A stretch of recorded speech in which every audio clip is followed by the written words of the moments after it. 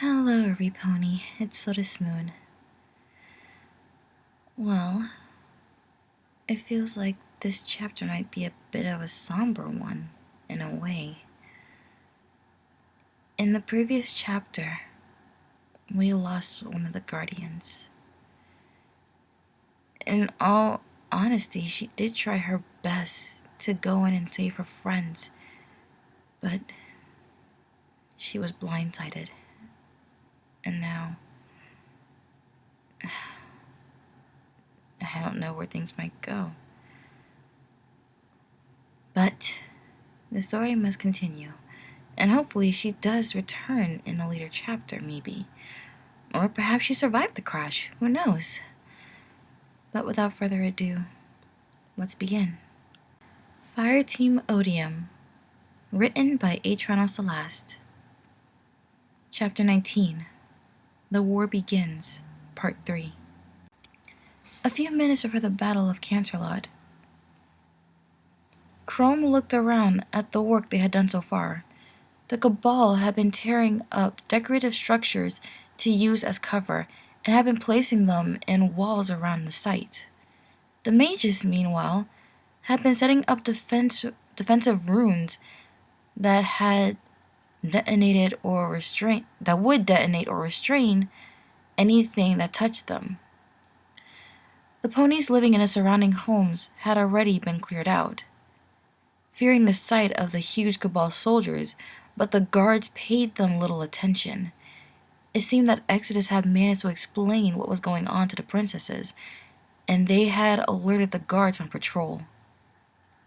He briefly considered taking a visit to his house while they had time, but decided against it.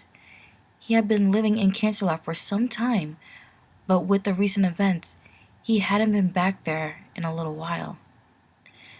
As he watched over the work, he listened in the Guardian's communications. They had been mostly talking about evacuation plans and what they were going to do when the battle started. Shit. Chrome, you hear me? He heard Curvis say, the mention of his name bringing him to attention. Yep, what's up? Chrome said in response, the Cabal are here. We need a distraction ASAP. Got it. Good luck. Same to you. With the alert received, he turned to face his allies. The Cabal have arrived, everyone. We need to get this started. The team giving various methods of response and started setting themselves up behind the walls. The Vol simply standing nearby. They didn't have any time to set anything up for him, what with his huge size, so he decided to trust in his armor to defend him. Off in the distance, slightly blocked by some of the buildings, 3 huge carriers could be seen, swarms of smaller ships soaring towards the city. They barely had time to call out as a squad of fighters tore the buildings around them apart.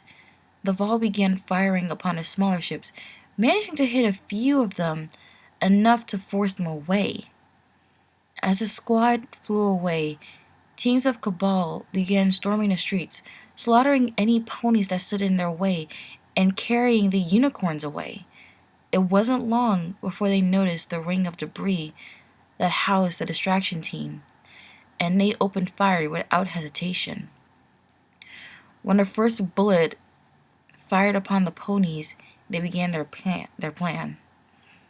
The runes all detonated at once, killing or restraining a large amount of Cabal legionaries, which the Vol's team cut down with ease. Chrome had already deployed a shield facing the direction of the enemy. Magical bolts fired from the mages behind him were passing through, but the enemy was unable to break through the barrier. His shield holding strong, Chrome reached into his light, summoning firebolt grenades that he threw with pinpoint accuracy at the surrounding Cabal. The fire melted their armor, the holes causing breaches that suffocated them within seconds. Flame, meanwhile, was trying to keep himself together. He wasn't sure what to expect, but he now knew no preparation could have readied him for this. He was about to try and run when one of the mages turned, noticing him not doing anything. Hey, you gotta help us in there, or help us. You gotta get in there, and you gotta help us, she shouted, putting a hoof on his shoulder. I can't, he replied. Yes, you can. Come on, you were given guardian light, weren't you? He nodded, trying to focus on her and not the destruction around him. Then you have all the power you can. You can do this. You have more power than even us. You... A shot through her head silenced her. She collapsed on the floor, blood pooling from the puncture on the back of her head. Chrome saw the Chrome saw and heard the shot impact nearby, and he moved his shield slightly to cover it, not paying attention to what it may have hit. Flame was the only pony to see her fall, and for some reason, it made him feel something he hadn't felt in a long time. Anger. Pure, unparalleled anger. He hadn't known the mage, but they had talked a little on the way to the city. She was a kind mare, and a mother of 2 children. But now, she would never see her husband or her 2 foals again. He charged his arc light, his wingtips becoming bathed in electricity. He was done running from his fears, done being the chicken every pony else saw him as. Gathering every mite of courage he could muster, he flew towards the Cabal forces, passing through Chrome's shield. As the first soldier fell to his light, he smiled. He was going to enjoy this. The distraction team watched in awe as the blue Pegasus got to work, slicing through lines of Cabal without effort. It seemed he only knew how to make his wings the conduit of his light, as he didn't make use of his invisibility. But he still managed to kill off swaths of legionaries, his wings leaving trails of blue light as he flew. Keep going, team. Can't let him have all the fun, Chrome called out, bolstering his shield once more. The team followed his orders, returning fire once again on any legionary outside of the ring. It seemed to be going well, as the sight of 2 ponies using guardian light fueled their army even more. They could only hope that the guardians were having an easier time thanks to this. The chaos around them raged for some time, distant explosions signifying the battle the guardians were also fighting. 3 mages and all but one of Thavog's team had been killed, their bodies lying behind the debris motionlessly. Flame had pulled back behind cover as he felt his light run dry, piles of corpses left behind in his wake. It almost looked like they were going to win when the ground shook violently, the guardians yelling at each other through their comms. Apparently, one of the carriers had blasted the supports under the city. It was falling down the mountainside. "The Vogue!" Chrome shouted, his shield still managing to hold up. "We need a way out of here." "I know the dropship will be here in a few seconds," Laval replied, reloading his slug thrower. Overhead, the bulky Cabal ship dropped down to the ground as quickly as it could, throwing its rear door open to pull the distraction team up. When they all had been pulled up, the craft flew vertically away from the falling buildings. "Wait, look! The Guardians," one of the war mages called out, pointing at the faint sight of them standing near the edge of the city. "We need to get Odium out of there," Chrome said to the towering Cabal. He gave a nod and turned, issuing orders to the 2 pilots. As he was speaking with them, a new sight caught Chrome's eye, one that he almost couldn't believe. A familiar black and orange ship was falling to the ground, the rear of it smoldering in fire. It didn't slow his descent at all, passing by near the Guardians and driving straight into the ground below the city. His jaw dropped as soon as he recognized it as a Guardian craft, the smoke plume marking the crash site. With him seemingly being the only one to fully understand what happened, he silently prayed that the pilot of the craft managed to get out safely. as no being, guardian or pony, could survive a collision like that. The ship they were riding on made its way towards the guardian, spinning to allow them easy access to the rear of the ship. "Get in!" Chrome called, reaching his hoof out to help them aboard. When the team had got on, they were flown as fast as possible away from the city. Chrome could actually see his home as it fell down with the rest of the buildings, the castle being the last to crumble. The craft was silent as they returned to Silesium, no one knowing what to say. Curvis had collapsed as they flew away, and he remained there the entire flight, tears rolling down his face. The unicorn wished he could console him, but he had no idea how to treat that sort of trauma. Procor said nothing, instead bowing his head and supporting it with a head as he leaned against the wall. It was determined that Callus was the one to crash, and with no radio contact or detection of light, she was assumed dead permanently by the ghosts. We're approaching the town. It seems you managed to get quite a few ponies out of there, Laval commented, looking out of the viewport at the nearing town. Long rows and columns of tents had been set up around the town, hundreds of ponies wandering in between them. They made their descent, many of the ponies rushing to meet them. A fair amount of them had panicked looks, likely hoping that their loved ones managed to get on the final ship. Others were simply angry, looking for someone to blame. They stepped off of the craft, ignoring the crowds.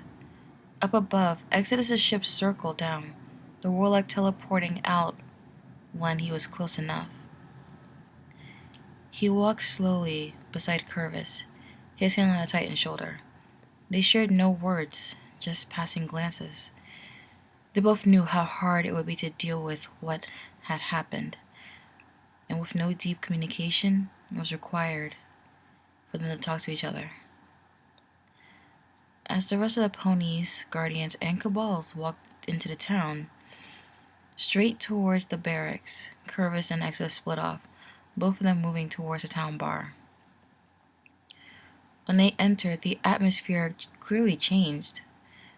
The ponies seated at the tables or bar stools all turned and looked towards them, some ignoring them, others giving them a thankful nod, but none of them displaying anger as the duo sat in the corner of the building, the table isolated from the rest of the ponies. They sat in silence for a while, the barkeep hoofing them mugs of cider. When asked about payment, he told them they were always welcomed in his bar, and he couldn't charge the guardians that saved so many ponies. Naturally, Exodus couldn't drink his as he passed it to Curvis, thinking that alcohol may do him little good to help him cope. But the humans didn't touch them. The veteran Titan had remained silent since the battle, unable to bring himself to speak. "Curvis?" Exodus muttered, removing his helmet.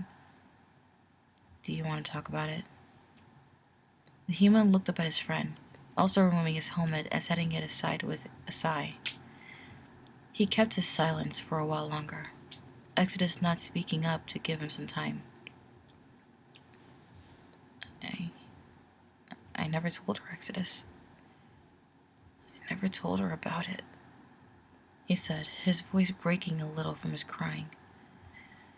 "Hey, we both knew it would be difficult to talk about it with her," Exodus said. "But I could have tried, even if I got turned away. At least she would have known how I felt. If you keep thinking about what you could have done, you won't help anyone. What happened has happened. It is now about how we deal with it." Curvis gave a look that could kill. "How can you act as if it's nothing?" he asked. "Curvis, you realize I was also there for Callus's training, right? This hurts me just as much as it hurts you. But as much as I hate to say it, we have to move on. The capital of the country has just been destroyed, and many more cities will also fall if we don't do something. There will be time to grieve when we finish this war. But until then, we have to focus on the bigger picture. Why are we fighting for these ponies? Exodus tilted his head in confusion. What do you mean? I mean, why are we fighting to protect them?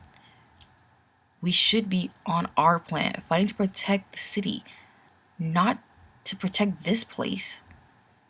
I understand where this is going.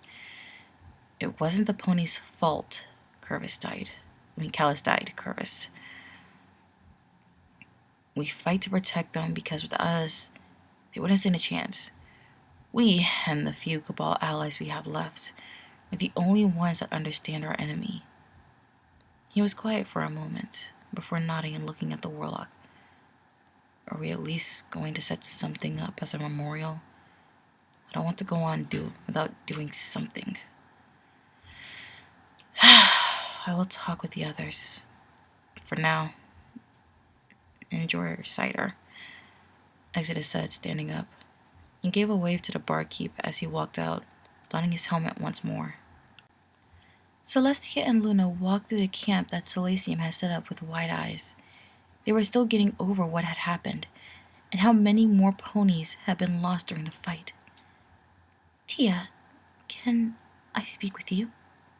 Luna asked, walking around a small group of foals that were sitting with their parents. Of course, Luna, Celestia responded, a slight quake in her voice. I think we should mount an offensive on these Cabal. Celestia stopped and turned, looking Luna right in the eye. I understand you are angry. I am too. But we cannot allow our feelings to get in the way of our job.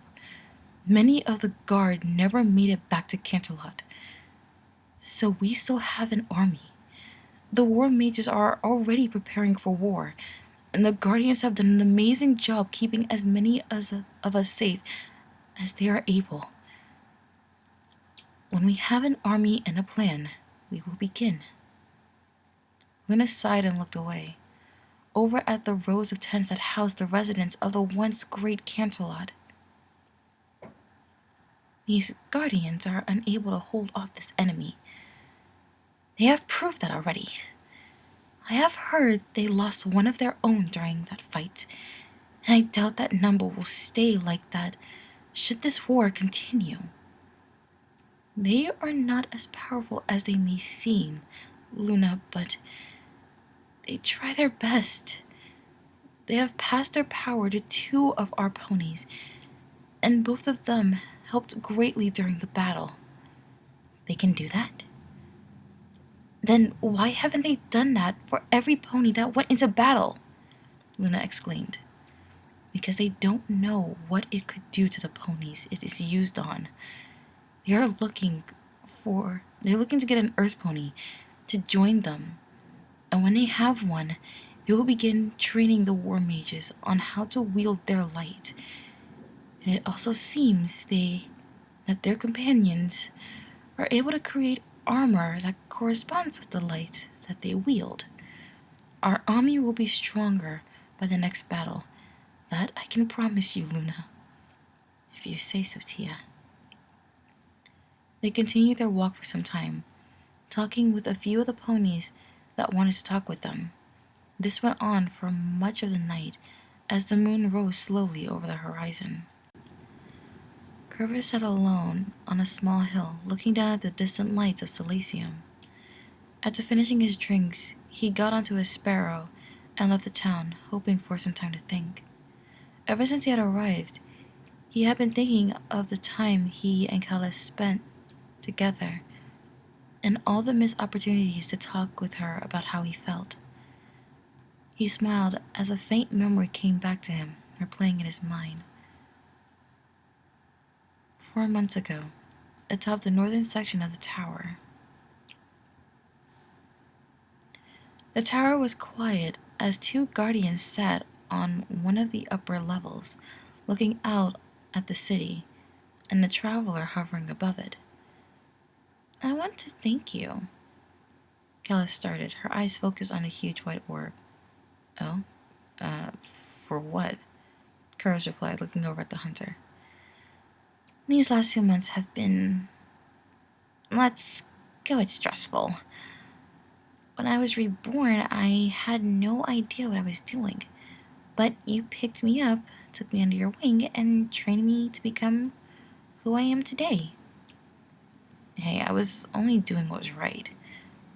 I think almost everyone else would have done the exact same thing if they were in a situation. Callus chuckled at that and looked over at him. Just take the compliment, Curvis, and quit being so humble. They both laughed a little, both of them falling into comfortable silence. Their time was broken by an announcement. Fireteam Odium, report to the hangar. We have a situation. Fuck me, don't they know what a break is? Curvis muttered, standing up. Apparently not. Guess we better get going to find Exodus, huh? The hunter nodded, jumping down into the plaza. The Titan gave a sigh, mentally cursing himself for not plucking up the courage to ask, and jumped down behind her. Next time, for sure, he thought to himself, meeting up with the final member of Odium to prepare for their mission. A tear rolled down Curvis's face as he lost track of the memory, allowing it to fall back into the sea of images that crowded his mind. He was so focused on trying to see each and every one that he failed to notice a set of hoofsteps coming closer. Curvis? The pony asked, bringing the Titan back, bringing the Titan's head to look at his visitor. Oh, hey, Lemon, Curvis muttered, wiping his eyes. Want someone to talk to? You've been out here for hours. I'll be fine. But thank you, I just need some time. The Titan replied, a small smile on his lips. Lemon hesitated, but nodded, turning to head back to the town. But you're more than welcome to join me, Curvis said before she could walk away. She didn't say anything, instead walking over and laying down beside him. They sat there in silence, watching the town's lights flicker in the late night. Curvis was still looking at them as his hand subconsciously moved over to Lemon, stroking her mane. He didn't notice anything until she giggled, drawing his attention over and his hand back. Sorry, I wasn't really thinking, he said, putting his hand back on the ground. As he was just beginning to see the images of Callus once more, Lemon picked up his hand and placed it on her head. If it helps you, then go ahead. It feels kinda nice after all, she explained, smiling. Curves returned a smile of his own, moving his hand through her mane. Thanks, Lemon. The Vogue and a lone centurion sat beside each other. Within the hall they had taken residence in, they were both grieving for the fallen team as they repaired their damaged equipment, their thick hands and gloves making it fairly difficult, but they were managing. Sir, the centurion said, looking up at the Vogue, do you think we could get more cabal down from the carriers? Help them see what the Primus is doing is wrong? It's doubtful, Naval replied, putting down his shoulder plate to look at his new partner. They are all under the impression that what they are doing will bring them home. What they don't know is that they aren't even guaranteed that. But could we at least try? We surely can't be the only cabal that see past the Primus's lies. Navag sighed, picking up his shoulder plate again. We may be able to attempt it in time, but for now, we need to stick with the Guardians and hope that it will go well. The Centurion nodded, looking back at his rifle. As they worked, a knock broke their silence. They looked up to see Elder Shine walking in, a couple of plates on her back. I bought you two some food, if that's all right, she said, standing still in the doorway. Thank you, Shine, but we aren't able to remove our helmets in this atmosphere, the Vogue replied. Then how do you eat and drink? Surely you both must have been doing so during your stay here. We have refrained from consuming anything, as we don't want to risk anything. With this dropship, we will be able to at least eat in there, but the Scions are currently doing a supply run to pick up more atmosphere tanks. The Shine sighed and walked over, placing the plates down on the table. You should have told me. We would have done something to let you eat. We didn't wish to inconvenience you any further. My apologies. She gave a tut, looking at the cabal. You are all our guests here, and to many, you are citizens of Despectus. If there's anything we can do to help, you only need to ask, alright? I see. Thank you again. If anything comes to mind, I will be sure to bring it up to you. She gave the Vala a smile and walked away, closing the door behind her. The two soldiers went back to cleaning their armor, awaiting the sounds of their dropship. When a faint engine could finally be heard, they put their gear back on and walked out, taking the plates along with them. It would be early morning before they left their ship to return to the hall. Elena and Flamelight sat together in the barracks, the room quiet. The War Mages had all gone out to help the ponies from Canterlot, so the building had very little going on within its walls. They were playing a game of cards that Flamelight knew, hoping to distract themselves from the thoughts of what happened that day. As Flame won their third game, Procor came in and sat down, his helmet off. Hey, he said, looking at the two of them individually. The other two gave him a nod, not in the mood to speak up. Have you seen Curvis? No. He went with Exodus somewhere, and I haven't seen him since, Elena said quietly, gathering up the cards again. Procor sighed and placed his helmet on the table. I think he might blame me for what happened to Callus. I don't really know Curvis all that well, but he doesn't strike me as the kind of guy to behave like that, Elena said. I still want to talk to him, if nothing else, to see if he holds anything against me for what I did. Elena smiled and put the deck of cards down. In time, he will come to realize you saved his life. If he holds anything against you, I doubt it would be enough to hate you. Procor hummed in thought, bringing his eyes over to the cards. So, what are you guys playing? Exodus drove slowly over the fields near Silesium. He had decided to try and clear his mind with some exploration, searching through the expanse of hills for anything of interest. A few crumbled buildings caught his attention, but a short look after provided them to be devoid of any more than broken stone. A half hour later, his ghost spoke up. Exodus?